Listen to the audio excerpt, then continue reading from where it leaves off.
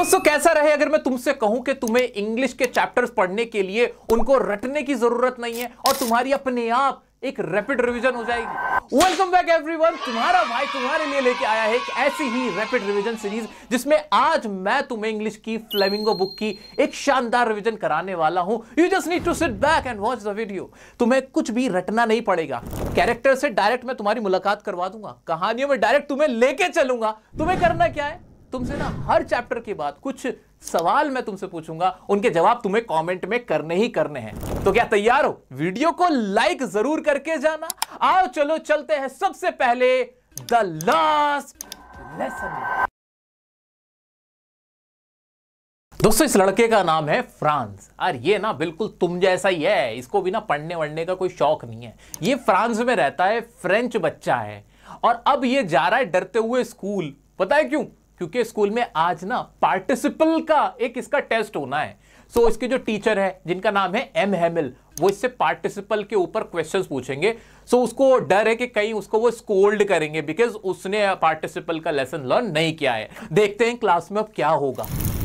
अरे ये क्या, आज तो क्लास में सन्नाटा छाया हुआ है। There is silence all around, हर जगह सन्नाटा है। क्या क्या कुछ अजीब बात है। और एम हेमिल तो ये अपने वो ड्रेस पहने हुए हैं जो ये प्राइज डेज पे या फिर किसी इंस्पेक्शन वाले दिन पे पहनते हैं। जरूर कुछ स्पेशल होने वाला है। अरे वाह, ये क्या हुआ? पता है क्या हुआ? जो फ्रांसीसी भाषा है ना उस पे बैन लगा दिया गया है। अब जर्मनी ने कह दिया है कि फरमान आया है बर्लिन से क्या फरमान आया है कि अब French language will not be taught in Alsace and Lawrence. Alsace और लॉरेंस ये जो शहर है ना, यहां फ्रांसीसी भाषा को बैन कर दिया गया है। ये अब नहीं सिखाई जाएगी। तभी क्लास में पूरा मातम पसरा हुआ है, तभी सब गांव वाले भी पीछे आके बैठे हुए हैं। देख रहे हो तुम लोग? हाँ, क्योंकि आखिरी दिन है, आखिरी क्लास है ये एम हेमिल साहब की। एम हेमिल साहब यार यहाँ पे बीते 40 साल से टीचर हैं, वो फ्रांसीसी लैंग्वेज पढ़ा रहे हैं बेचारे एम हेमिल यार। और ये देखना फ्रांस को, वैसे तो इसको पढ़ने का शौक नहीं था, अब कैसे मुंह लटकाए खड़ा है। अब इसको रियलाइज हो रहा है कि भाई फ्रांसीसी लैंग्वेज कितनी इंपॉर्टेंट है। होता है ना, जब तक हमारे पास कोई चीज होती है तब तक हम उसकी वैल्यू नहीं करते। जैसे वो हमसे दूर जाने लगती है ना तो हमें उसकी तड़प होने लगती है। हमारा मन करता है कि किसी तरह से हम उसे वापस ले आएं। ये अब फ्रांस के साथ हो रहा है। बेचारी एम हेमिल साहब अब पता है क्या कह रहे हैं? ये कह रहे हैं कि जो फ्रांसीसी भाषा है ना, the most beautiful language in the world है। इससे खूबसूरत कोई लैंग्वेज नहीं है। हमें इसे प्रिजर्व करना होगा, इसे प्रोटेक्ट करना होगा, क्योंकि ये किस तरह से है, जो भी लैंग्वेज होती है ना वो हमारी हेरिटेज होती है। वो की टू प्रिजन है, यानी चाबी है, जेल की चाबी यहीं से निकल के आएगी, यहीं से आजादी मिलेगी। ये सब बता रहे, साथ में खुद पे भी इल्जाम दे रहे, कह रहे ही इज ब्लेमिंग हिमसेल्फ। वो खुद को भी जिम्मेदार ठहरा रहे हैं और सबको, बाकी गांव वालों को भी, कि आपने पहले ध्यान नहीं दिया अपनी जो मातृभाषा उसको सीखने पर, किसी ने ध्यान नहीं दिया। और बेचारा हमारा फ्रांस, जब तक तो वो नफरत कर रहा था अपने ही टीचर से, पसंद नहीं करता था अपने टीचर को, एम हेमिल को, अब उसे ना इनसे प्यार हो रहा है क्योंकि अब वो इन्हें खोने वाला है। तो दोस्तों अब इससे रिलेटेड ये क्वेश्चंस आ रहे हैं, इनके जवाब तुम्हें देने कमेंट में। और अब मैं तुम्हें लेके चलता हूं एक और कहानी की तरफ जिसका नाम है लॉस्ट स्प्रिंग। दोस्तों मैं खड़ा हूं इस वक्त दिल्ली के सीमापुरी में, जहां पे स्लम एरिया है। बहुत गरीब बच्चे यहाँ पे कूड़ा बीनने वाले, जिन्हें बोलते हैं रैग पिकर्स, वो यहाँ पे रहते हैं। और ये जो बच्चा देख रहे हो ना, ये है साहिबे आलम, जो कि अनीस जंग, जो कि राइटर है इस चैप्टर की, वो इससे मिलती हैं, इससे बातें करती हैं और बताती हैं कि इस बच्चे से बात करके उन्हें क्या क्या पता चला। तो बताया उन्हें क्या क्या पता चला। ये साहिब आलम बता रहे हैं कि भाई ये ना यार बांग्लादेश से आए थे, इसके घर परिवार वाले बांग्लादेश से भाग के यहाँ पे रिफ्यूजी कैंप में रहे थे और फिर यहीं पर आकर बस गए थे। अब इन्हें ना पानी की सुविधा है, ना 2 वक्त के खाने की सुविधा। जो रैग पिकिंग जो है ना, जो कूड़ा है, जो गार्बेज है, garbage is just like gold. उनके लिए क्या है, वो गोल्ड की तरह है भाई, क्योंकि उसी में से बीन के इनको कुछ सामान मिल जाता है और ये बेच देते हैं, 1-2 रुपए इकट्ठे कर लेते हैं और उससे उनका जीवन, 2 वक्त की रोटी इनको नसीब हो रही है। और ये नंगे पैर देख रहे हो बेचारा, ये जो हमारा साहिब आलम है वो नंगे पैर घूम रहा है, बेयरफुट है। बेयरफुट क्यों है? जब अनीस जंग ने पूछा कि भाई तुम बेयरफुट क्यों, तो पता है इस बच्चे ने क्या जवाब दिया? इसने कहा कि हमारा ना ट्रेडिशन है, हम ना नंगे पैर रहते हैं। जबकि सच्चाई शायद कुछ और हो सकती है, इस पे चप्पलें ना हो, पैसे ही नहीं है ना जूते पहनने के, इसलिए ऐसे रहे। अरे ये तो साहिब आलम है, ये हाथ में कैनिस्टर लेके कहां जा रहा है भाई? अभी अनीस जंग जी से बोलता हूं, वो पता करके बताएंगे। दोस्तों मैंने पता करवाया, पता चला है कि साहिब आलम ना अब ना एक चाय की दुकान पे काम करता है, जहां से 800 रुपए 800 रुपीज पर मंथ मिल रहा है और खाने को मिल जाता है। और राइटर ने तो मुझे ये भी बताया कि वो बता रही थी कि अब ना उन्हें ऐसा लगता है कि अब साहिब आलम की जो फ्रीडम थी ना वो छिन गई है। अब उसको फ्रीडम नहीं है, पहले वो अपने मन का मालिक था और अब वो कहीं किसी पे किसी के यहाँ नौकरी कर रहा है। भाई बहुत पॉवर्टी देखी हमने, बहुत प्लाइट देखी, बुरी कंडीशन देखी, जो वहां पे सीमापुरी में लोग रह रहे, बच्चे जो थे ना उनका बचपना छिन रहा है यार, बहुत बुरा हो रहा है उनके साथ। ना ड्रेनेज फैसिलिटी है, ना सैनिटेशन की, ना पीने का पानी है, कुछ भी नहीं है वहां पे, बहुत समस्या है। दोस्तों ये है अपना फिरोजाबाद, चूड़ी ले लो चूड़ी। हाँ यहाँ पे ना चूड़ियों का कारोबार होता है और इस लड़के को जो तुम देख रहे हो इसका नाम है मुकेश, ये भी एक चूड़ी की फैक्ट्री में काम करता है यार। लेकिन चूड़ी जो बनाने का काम है ना, इसके अंदर ना बहुत बुरी सिचुएशन है, बहुत बुरे हालात है। ये प्रोफेशन ना बहुत हैजर्डस प्रोफेशन है, यानी डेंजरस है, जिससे ना हेल्थ के बहुत प्रॉब्लम हो जाते हैं। जैसे ये जो डस्ट निकलता है ना चूड़ियों में से, ये आंखों में घुस जाता है, पॉलिश का ये जो डस्ट होता है, और इससे पता है क्या हो जाता है, इससे ना ब्लाइंडनेस भी हो जाती है बहुत सारे लोगों को। और ये लोग जो काम करते हैं, जो इनके फर्नेसेस है ना, वह बहुत ही एक्सट्रीमली हाई टेम्परेचर होता है। डिंजी सेल है, डिंजी मतलब जहां पे ना रोशनी आती, एकदम अंधेरा है, ना पानी आता, पानी मतलब हवा नहीं आती, जहां पे वेंटिलेशन नहीं है, ऐसी जगह में छोटे छोटे कमरों में ये लोग काम करते हैं, भट्टियों में, हाई टेम्परेचर में, जिससे इनकी बॉडी बहुत खराब हो जाती है, बहुत बुरी सिचुएशन है। लेकिन ये जो मुकेश लड़का है ना, इसकी सोच बड़ी पॉजिटिव है। ये कहता है कि भाई मुझे जिंदगी भर ये काम नहीं करना, बल्कि मुझे तो मोटर मैकेनिक बनना है, और ये गराज जाना चाहता है काम सीखने। ये कह रहा था कि भाई, तो पता है इससे पूछा भी, राइटर ने पूछा कि तुम क्या प्लेन नहीं उड़ाना चाहते, गाड़ी का मैकेनिक ही बनना? कह रहा ना ना ना भाई, प्लेन उड़ाने का कोई मेरा सपना नहीं है, क्योंकि सोच वहीं तक जा सकती है जितना आप आसपास अपने देखते हो। तो ये लड़का, ये जो मुकेश है, इसकी सोच तो है बट बड़ा बनने की, आगे कुछ करने की, डिफरेंट प्रोफेशन चूज करने की, लेकिन इतना बड़ा ये सोच भी नहीं पा रहा है क्योंकि गरीब इतने, इनकी कंडीशन इतनी खराब है। दोस्तों ये जो बैंगल मेकर्स देख रहे हो ना तुम, ये कभी खुद को ऑर्गेनाइज नहीं कर पाए, अपनी कोई कमिटी नहीं बना पाए, अपनी कोई यूनियन नहीं बना पाए, क्योंकि पुलिस ना इनको मारती है, पीटती है, इनके ऊपर बहुत अत्याचार होता है। और इनकी हालत का जिम्मेदार पता है कौन है? मिडलमैन, साहूकार, पुलिस, ब्यूरोक्रेट्स, पॉलिटिशियन, जो बड़े बड़े वादे करते हैं लेकिन इनका कोई ख्याल नहीं रखता है। तो फिरोजाबाद के बैंगल मेकर्स का तो ये हाल है, मिजरेबल लाइफ जी रहे, पॉवर्टी है, चाइल्डहुड है वो खराब हो रहा है, हेल्थ हैजर्ड्स है, ये सारी चीजें यहाँ पे हो रही हैं। और इनके ड्रीम भी बहुत बड़े नहीं रह गए हैं, क्योंकि इनको लगता है इस जीवन से, इस लाइफ से अगर इनकी लाइफ थोड़ी सी भी बेटर हो जाए, वो इनके लिए बहुत है। अब जो क्वेश्चंस आ रहे हैं ना, इनके कमेंट में तुम्हें आंसर करना। वाह क्या मौसम है, क्या नजारा है, बीच पे खड़े हैं हम लोग। अरे ये प्यारा सा बच्चा कौन है? इसका नाम है विलियम डगलास। हाँ ये प्यारा सा बच्चा विलियम। अरे अरे अरे अरे पानी, वेव, अरे बच्चा डर गया बच्चा तो भाई, ऐसे वेव आई और उसको एकदम स्वीप ओवर करके चली गई उसके ऊपर, तो वो डर गया, घबरा गया, फ्राइटन हो गया, फियर ऑफ वाटर तो इसको यहीं से हो गया होगा बच्चे को। चलो कोई नहीं, कुछ टाइम बाद ठीक हो जाएगा। अरे अब तो ये बच्चा बड़ा हो गया, ये वही है विलियम डगलास, वो जो कैलिफोर्निया में बीच पे था, उसको जो वेव आई थी स्वीप ओवर नॉक करके चली गई थी, उसको हिट करके चली गई थी। अब ये बड़ा हो गया, YMCA पूल ज्वाइन किया है, हम YMCA पूल में ही खड़े हुए हैं। यहाँ सब लोग ना ऐसे स्विमिंग करते हैं, सीखते हैं, ये सब करते हैं। हाँ बढ़िया, हाँ सही। अरे ये लड़का कौन आया? कर क्या रहा है ये? इसने तो उठा के इसको पानी मारा, लड़का डूब जाएगा भाई, लड़का डूब जाएगा हमारा। अरे उसको सांस नहीं आएगी भाई। ही ऑलमोस्ट ड्रोन्ड यार, वो तो ऑलमोस्ट क्या डूब गया था पानी में, ऑलमोस्ट ड्रोन हो गया था। फियर ऑफ वाटर डेवलप हो गया होगा भाई अब तो इसके अंदर, भाई हमारे विलियम के अंदर फियर ऑफ वाटर डेवलप हो गया इस लड़के की वजह से। 18 साल का ये जो मुस्टंडा आदमी सा, शर्म नहीं आई इसको? शर्म नहीं आ रही है? पूरा का पूरा आदमी छोटे से बच्चे को डाल दिया पूल में, मार रहा था क्या उसको? हाँ भाई ये विलियम को अब फियर ऑफ वाटर हो गया। दोस्तों जब से विलियम ये बेचारा पानी में, इसके साथ ये हादसा हुआ ना, वो जो लड़के ने डुबोया था इसको, तब से ना अब इसको ना पानी से डर लगने लगा है, फियर ऑफ वाटर डेवलप हो गया इसके अंदर। अब ये ना कैनोइंग कर पाता, ना बोटिंग कर पाता, और ऐसी जिंदगी थोड़ी जी जाती है। अब ये क्या करेगा ये पता है? ये मुझे बता रहा था, इसने अब ये फैसला किया है, he decided to hire an instructor. अब एक इंस्ट्रक्टर इनने हायर कर लिया जो इसको तैरना सिखाएगा। वाह भाई इंस्ट्रक्टर साहब, ये तरीका अच्छा है भाई। बेल्ट बांध दी, एक रोप बांध दी पकड़ के डूबे ना, और अब इनहेल करना सिखा रहे, एक्सहेल करना सिखा रहे, पानी में कैसे इनहेल करते, कैसे एक्सहेल करते, सब कुछ सिखा दिया। अब भाई हफ्ते में 5 दिन ट्रेनिंग हो रही है, अपना बढ़िया चल रहा है, अब ये सीख जाएंगे।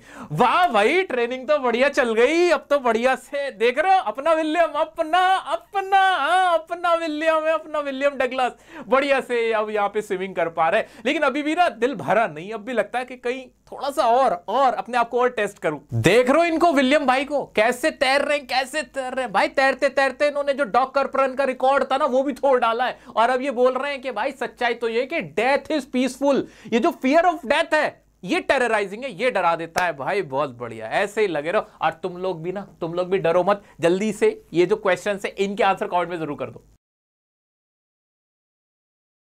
दोस्तों ये है हमारा एक रेड ट्रैप सेलर, जिसको पैडलर भी बोलते हैं, जो इधर उधर घूमता रहता है। और ये जो देख रहे हो ना, जो ये रेड ट्रैप है, जो चूहे दाने ये बेचता है और इसी से अपना गुजारा चलाता है। यार ये बहुत ही मोनोटनस और लोनली, अलोन अपनी जिंदगी जी रहा है, इसका कोई नहीं है। And the world has not been very nice to him. दुनिया में किसी ने इसके साथ बहुत अच्छा नहीं किया, कोई हमदर्दी नहीं दिखाई थी, तो ये भी बहुत अच्छा नहीं सोचता है। बल्कि ये दर दर भटकता रहता, छोटी मोटी चोरी भी, बैगिंग और थीवरी से भी अपना काम चला लेता है, क्योंकि 2 वक्त का इसको अपना जो पेट, पापी पेट है ना, ये पालने के लिए इसको ये भी करना पड़ जाता है। इसको पता है आइडिया क्या आया? मुझे बता रहा था ये, इसके माइंड में एक बार एक आइडिया स्ट्रक हुआ। क्या आइडिया था जानते हो? इन्होंने कहा this world is a big red trap, कि ये पूरी दुनिया में बहुत बड़ा रेड ट्रैप है। ये जो फूड्स हैं, क्लोथ्स हैं, ये लग्जरीज है, ये जितनी सारी चीजें ना, ये एक तरह का हमारा क्या है, चारा है, बेट है, जो कि हमें फंसा देते हैं, हमें बेईमान बना देती है। कितनी बढ़िया सोच है। तो थोड़ा सा ना फिलोसफिकल भी है, ह्यूमरस भी है, आदत का बढ़िया भाई, दिमागदार आदमी है, बहुत चालाक सा भी है, समझदार सा भी है। अब पता है कहां जा रहा है? जाते जाते इसको कहीं तो कुछ तो चाहिए ना, कहीं तो ठहरना है। कोई घर तो इसका है नहीं, घर बार नहीं, संसार नहीं, मुझको किसी से प्यार नहीं, मुझसे किसी को प्यार नहीं, ये हालत इसकी है। अब देखते हैं ये ठक ठक कर तो रहा है, क्या गेट खुलेगा? गेट तो खुल गया भाई। ये क्रॉफ्टर है, ये जो अंकल है ना, ये क्रॉफ्टर है। क्रॉफ्टर एक तरह के किसान को कह लो, जो छोटी मोटी किसान वाला काम करता है, क्रॉप्स वगैरह फसल पे खेती करता है, ये उस टाइप के है। अंकल अंकल अंकल, ये वाले जो अंकल है। अरे इन्होंने तो इसको अंदर बुला लिया भाई, क्या बात है, आज रात का तो जुगाड़ हो गया भाई, सो जाएगा यहाँ पे खाना वाना खा के बढ़िया बढ़िया से। लेकिन यार ये अंकल भी ना, ये क्रॉफ्टर भी ना, ये भी अकेले ही है। He is also very lonely and alone। ये भी अकेले ही है, इनको भी दिक्कत ये अपनी सारे पेट की उगल रहे, सारी अंदर की बातें बता रहे हैं कि इनके पास ना 30 करोनर्स हैं, जो कि इन्होंने दूध बेच के ना वहां से कमाए। इनके पास गाय है, उसका दूध बेचते हैं। और ये इसको बता दिया, ये तो वैसे बेचारा थोड़ा सा नियत का ऐसा ही है, चोरी चकारी कर ही लेता है, पता नहीं अब क्या होगा। चलो भाई सुबह हो गई, जा रहे हैं, बढ़िया है, चलो बढ़िया से रात गुजर गई। ये क्या, ये क्या, ये तो वापस आ गया। ओ बेटा, चोरी कर रहा है। ओ भाई, ही स्टोल क्रॉफ्टर्स अमाउंट। भाई क्रॉफ्टर्स की मनी चोरी कर ली है इसने हमारे रेड ट्रैप से। भागा जा रहा है, देखो भाग रहा है, भागा। लेकिन अब ये तो डेंस फॉरेस्ट में ट्रैप हो गया भाई, अब तो फंस गया। डेंस फॉरेस्ट है, बहुत घना जंगल है, अब क्या होगा इसका? अब तो बेटा फंस गया। अब तो तुम भी ना बेट की तरह तुमने ये क्रोनर चुरा लिया और तुम भी ट्रैप हो गए अपने ही रेड ट्रैप में। चलो भाई, अब तो ये मरने हाल हो गया, इसका कुछ नहीं हो सकता। पर ये क्या ठक ठक की आवाज आई? भाई ये तो कहीं फोर्ज में जा रहा है। अच्छा, भट्टी लगी हुई है, यहां से आवाज आ रही है, जहां पे एक लोहार है, आयरन मास्टर है। हाँ चलो, बेचारा बच जाएगा, इसकी जान बच जाएगी। अरे ये आयरन मास्टर इससे इतने प्यार से बात कर रहा है। ओ भाई गड़बड़ हो गई, अबे गड़बड़ हो गई। He mistook him as his old friend। उसने इसको मिस्टूक कर लिया, यानी गलती से अपना कोई पुराना एक आर्मी मैन समझ लिया, कैप्टन समझ लिया। अरे भाई लो, और इसने भी मना नहीं किया, इन्होंने कहा ठीक है समझने दो। भाई ये तो घर ले जाने की बातें कर रहा है, लेकिन ये जाएगा नहीं, इसको डर लग रहा है। रेड ट्रैप सेलर को इसको डर लग रहा है, क्योंकि पैसे चुरा रखे, ये थोड़ी अंदर जाएगा। हाँ चलो, नहीं जाएगा। अच्छा, अपनी बेटी भेजी है, डॉटर को भेज रहा है। अब वो आयरन मास्टर अपनी डॉटर को भेज रहा है कि मना के लेके आओ। बट यार इसकी डॉटर तो बड़े प्यार से पेश आ रही है, बड़ी पोलाइट है, बड़े नाइसली इसके साथ बात करी। कैप्टन कह के बुला रही है, इस चोर को कैप्टन कह के बुला रही है। ये इंप्रेस हो गया, फर का कोट भी दिया। ओके बेटा, चला गया भाई, चला गया। जो बात है, चला पता है क्यों गया? बिकॉज जो आयरन मास्टर की डॉक्टर थी वो पोलाइट थी, बहुत रिस्पेक्टफुली, लव एंड पोलाइटनेस उसके साथ पेश आई थी, और उसको फोर्स नहीं किया था कि आने के लिए, इसलिए चला गया, मान गया। वो जो आयरन मास्टर तो करता चलो ना वो ऐसे बात कर रहा था। देखते हैं अब आगे क्या होगा। अरे तो नहा धो के एकदम तैयार हो गया, बढ़िया लग रहा है। क्या बात है भाई साहब, रेड ट्रैप सेलर, क्या बात है। अरे बट अब तो शेव वेव कर लिया, अब तो पहचान लेंगे इसको। पहचान लिया, लो फूट गया, पूरा भांडा फूट गया। ले भाई, इसी चीज का इंतजार था, भगा रहे अब भगा रहे। अरे लेकिन ये क्या, एडला ने तो फिर रोक लिया। एडला इसकी बेटी आयरन मास्टर की।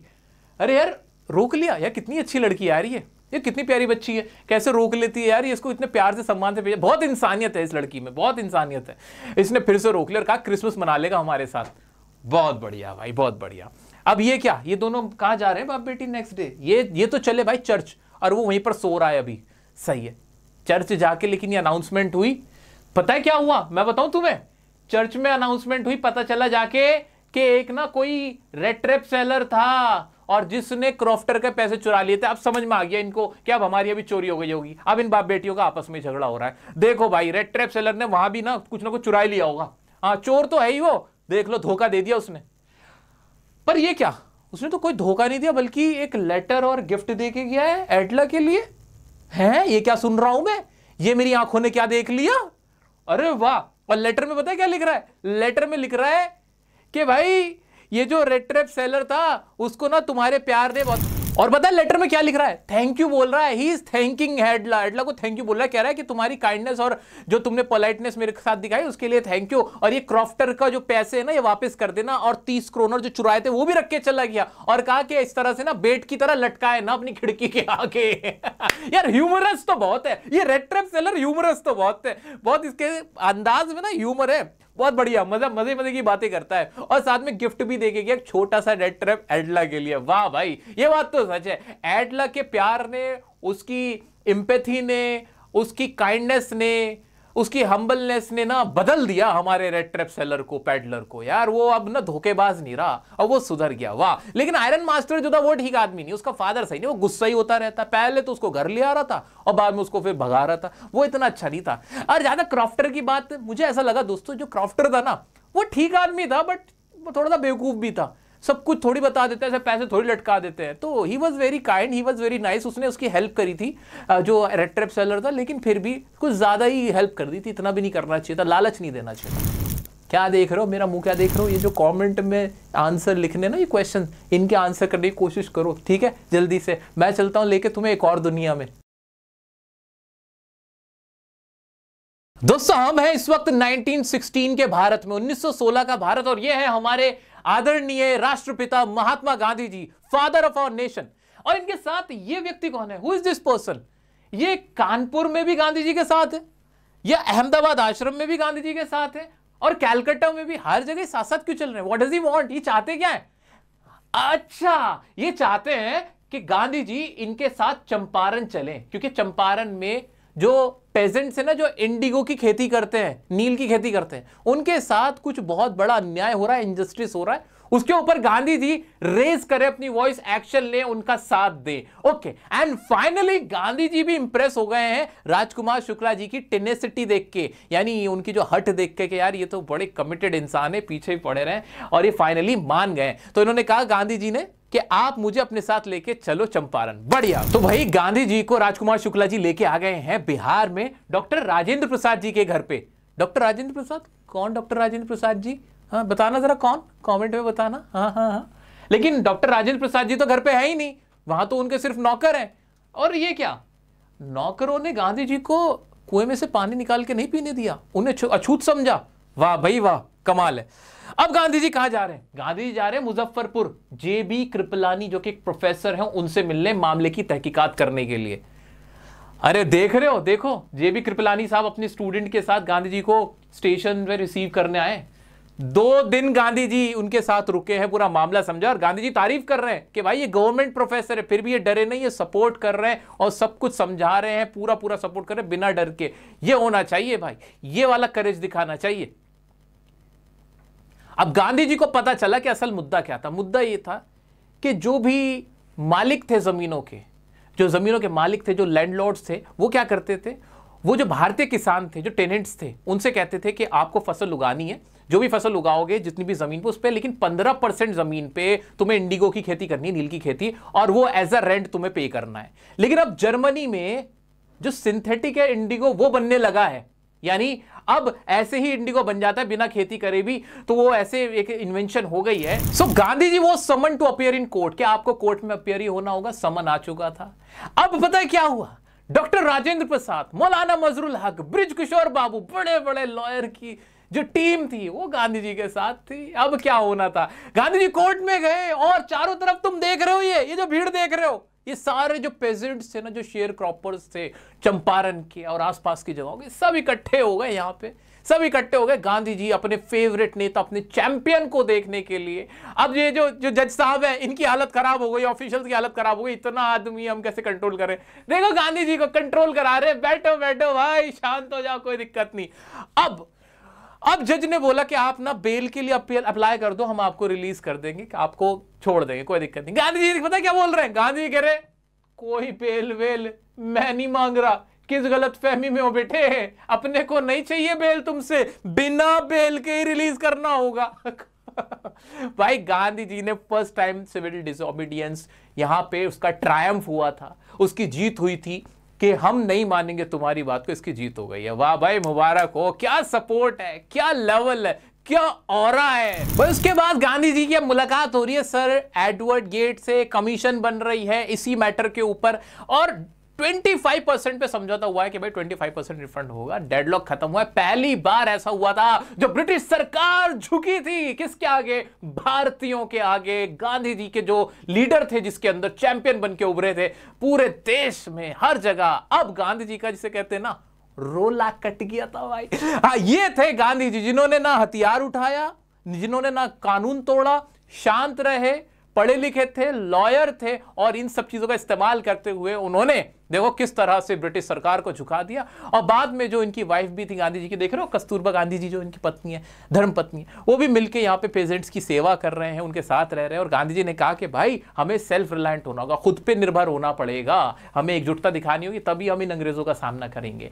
अब तुम्हें क्या करना है? तुम ना अंग्रेजों से तुम्हें नहीं लड़ना, तुम्हें एग्जाम से लड़ना। ये रहे तुम्हारे क्वेश्चन, इनके आंसर करने हैं, छोटे छोटे से क्वेश्चन हैं, आंसर करो कॉमेंट में। मैं चला तुम्हें एक और दुनिया में।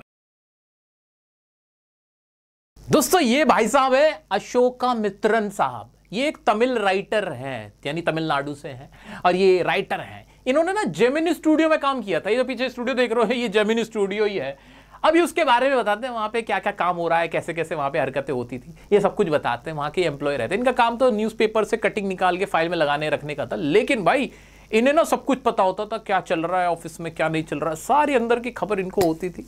अब ये जो है ना, ये जो है पीछे मेरे देख रहे हो, ये यहाँ का मेकअप रूम है। मेकअप रूम क्या, बिल्कुल हेयर कटिंग सलोन जैसा लगता है, जहां पे बहुत सारे दर्जनों, तो यहाँ पे देखो शीशे लगे हुए, मिरर्स लगे हुए, और इनकैंडेसेंट लाइट। इनकैंडेसेंट का मतलब अरे बहुत तेज आंखों में चुभने वाली रोशनी यहाँ पर है, बहुत तेज वाली रोशनी यहाँ पे रहती है। और हीप्स ऑफ जिसे कहते हैं ना मेकअप बहुत भर के ना मेकअप, ऐसा ढेर सारा मेकअप मुंह पे पोत दिया जाता था एक्टर और एक्ट्रेस के, उन्हें भद्दा दिखाने के लिए। यानी उनको मेकअप इतना लगा दिया जाता था कि वो बुरे लगने लगते थे, नेचुरली बहुत अच्छे लगते थे। तो यहाँ पे ये सब कुछ होता है इस मेकअप स्टूडियो के अंदर।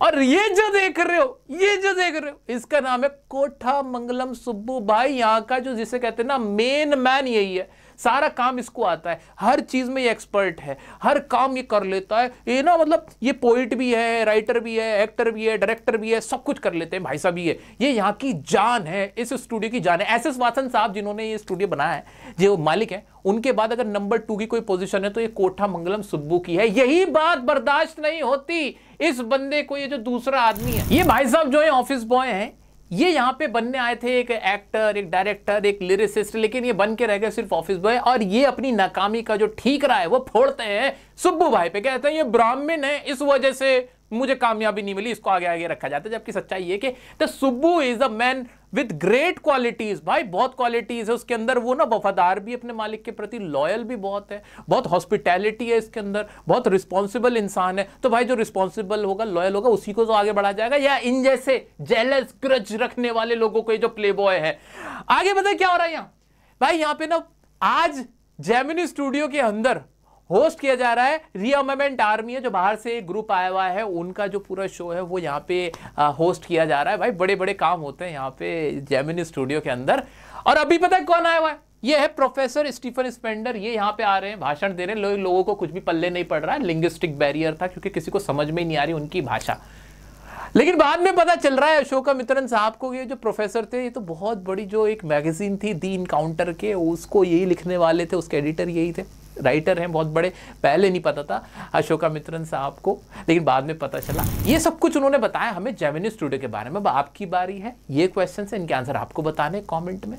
दोस्तों ये देख रहे हो मेरे पीछे क्या हो रहा है, ये इंटरव्यू हो रहा है। इंटरव्यू के बारे में ना लोगों की अपनी अपनी राय होती है। इंटरव्यू आज से नहीं 130 सालों से हो रहा है, और कुछ लोग इसको बहुत अच्छा मानते हैं, कुछ लोग इसको ना एक आघात मानते हैं, एक असॉल्ट मानते हैं। रुडयार्ड किपलिंग का नाम सुना तुमने? हाँ, अपने रुडयार्ड किपलिंग, वो तो इसको असॉल्ट मानते हैं और कहते हैं कि जो बंदा इंटरव्यू ले रहा है और जो दे रहा है दोनों ही ठीक नहीं है, और जो इंटरव्यू लेने वाला होता है भाई उसकी उतना पनिशमेंट होनी चाहिए, उसको तो सजा भी देनी चाहिए, क्राइम है। बहुत ही तपे में, बहुत गुस्से में है वो रुडयार्ड किपलिंग। उनकी वाइफ भी कहती है कि किस तरह से उनकी पर्सनल जो उनकी प्राइवेसी थी उसके अंदर इंटरफेयर किया था कुछ इंटरव्यूअर्स ने, और कैसे उनका दिन खराब कर दिया था, इसके बारे में बात हो रही है। तो टोटल ये इंटरव्यू के बारे में बात हो रही है कि इंटरव्यू क्या है, कैसा है। अरे अब ये कौन आके बैठे हैं? ये तो है अम्बर्टो इको। अबे अपने अम्बर्टो इको भाई, ये प्रोफेसर भी है, साइंटिस्ट भी है, ये रहे अम्बर्टो इको। ये बात कर रहे हैं अपने नॉवल के बारे में, द नेम ऑफ द रोज, जो इनकी नॉवल थी, बड़ी पॉपुलर थी। अपने आप के भाई अपनी बारे में बता रहे कि मैं कितना अच्छा हूँ, मेरी नॉवल कैसे बहुत मशहूर हुई, क्योंकि मैंने नॉन वायलेंस को प्रमोट किया था, मैंने बच्चों की बात की थी, अच्छी अच्छी बातें की थी। ये कहते हैं इन्हें फर्क नहीं पड़ता कि कुछ लोग इन्हें नॉवेलिस्ट कहते हैं, कुछ स्कॉलर बोलते हैं। फिर ये कहते हैं कि जिस तरह से इंटरस्टिस होते हैं ना, कुछ गैप होते हैं, स्पेस होते हैं एटम में, उसी तरह से लाइफ में भी हमारे कुछ स्पेस होते हैं, गैप होते हैं, उसमें ही वो सारा प्रोडक्टिव काम करते हैं। बाद में ये अपने नॉवल की बात करते हैं कि अगर वो नॉवल 10 साल पहले 10 साल बाद लिखा जाता तो वो इतना कामयाब नहीं होता। अपनी ही तारीफ अपने मुंह से करते हैं। हाँ, यही थी पूरी चैप्टर की कहानी इंटरव्यू की। अब आपको क्या करना है? आपको अपना इंटरव्यू करके दिखाना है, इन क्वेश्चन के आंसर मुझे कमेंट में दिखाने। बढ़ते हैं हमारे लास्ट स्टेप। दोस्तों ये है सोफी, ये है जेंजी, दोनों बिस्किट फैक्ट्री में काम करती है। ये लड़की बहुत एम्बिशियस है, इसका मन करता है इसको एक बुटीक खोलना है, एक फैशन डिज़ाइनर बनना है, बड़ी ऊंची सोच है, बहुत ही हवा में रहती है, बड़ी बड़ी चीज़ें करना चाहती है, लेकिन गरीब परिवार से, पुअर फैमिली से, बहुत बड़े खानदान से, घर से नहीं है, बट इसके ख्वाहिशात बहुत बड़े बड़े हैं जो कि प्रैक्टिकल नहीं है। वही जेंजी भी इसी की उम्र की है, इसकी फ्रेंड है, टीनेजर है, लेकिन ये ज़मीन पर रहती है, ये जानती है कि क्या कर रही है, उसका लाइफस्टाइल क्या है। तो दोनों का जो कैरेक्टर है, जो इनका नेचर है, उसमें बहुत डिफरेंस है। और ये जो भाई साहब देख रहे हो, ये है सोफी का बड़ा भाई जिसका नाम है जॉफ। और जॉफ जो है भाई, ये इसको थोड़ा सपोर्ट करता है, जो कि एक मैकेनिक का काम सीख रहा है, ट्रेनी है।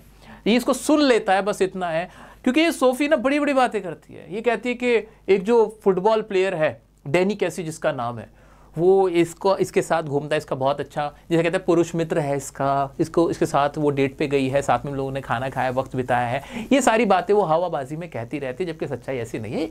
अब ये लोग कहाँ जा रहे हैं? सूफी ना अपनी पूरी फैमिली के साथ कहाँ जा रही है? फुटबॉल मैच देखने जा रही है, जहाँ पे जो डैनी कैसी है, जिसको ये बोलती है कि भाई इसका एक बहुत अच्छा पुरुष मित्र है, दोस्त है, वो वहाँ खेल रहा है। और ये क्या, डैनी कैसी ने मैच जिता दिया, ओह माय गॉड। अब ये सोफी क्या कर रही है? ये तो यहाँ कैनल में इंतजार कर रही है मिलने का कि भाई डैनी कैसी आएगा। भाई नहीं आने वाला, चलो। लेकिन ये नहीं मान रही है, इंतजार ही कर रही है, अपनी डे ड्रीमिंग में ही लगी हुई है। She is not practical. इनको ऐसा लगता है कि ये सब कुछ सच है, ये अपनी ही थॉट में खो गई है, ऑब्सेस्ड हो गई। She is so obsessed with Danny कैसी एंड हर ड्रीम लाइफ, जो कि सच नहीं है, कि ये सब कुछ भूल गई है। So this is the story of two young girl. दो लड़कियां हमने देखी है जो बिल्कुल अलग अलग तरह से पेश आती है, दोनों पुअर हैं, बट एक तरफ वो प्रैक्टिकल है जेंजी, और सोफी हमारी प्रैक्टिकल नहीं है। आप कैसे हो? प्रैक्टिकल हो कि थियोरिटिकल हो? क्वेश्चन के आंसर अगर सही करोगे पता चल जाएगा, ठीक है? तो इन आंसर को करने की कोशिश करना। अब दोस्तों यह खत्म हो गई तुम्हारी फ्लेमिंगो। अब इन सभी चैप्टर्स के ऑलमोस्ट मैंने इनकी सेपरेट वीडियोस भी बना रखी हैं, जिसमें इनका लॉन्ग आंसर, इनकी समरी, इनके इंपॉर्टेंट क्वेश्चंस, सब कुछ एक्सप्लेन किया हुआ है। अगर आपको लगता है कि ये चैप्टर मेरे थोड़ा सा कमजोर है, ये मैं दोबारा देखूं, इसमें मुझे और देखने की जरूरत है, आप वो देख सकते हो, क्योंकि ये वीडियो थी, ये एक ऐसी रिवीजन क्लास थी जिसमें मैंने कोशिश करी आपको रैपिड रिवीजन कराने की, कम समय में ज्यादा चीजें आपको सिखा दूं, कैरेक्टर से मिलवा दूं, स्टोरी बता दूं, इंपॉर्टेंट वर्ड्स और इंपॉर्टेंट छोटे छोटे क्वेश्चन, ये सब कुछ करा दूं।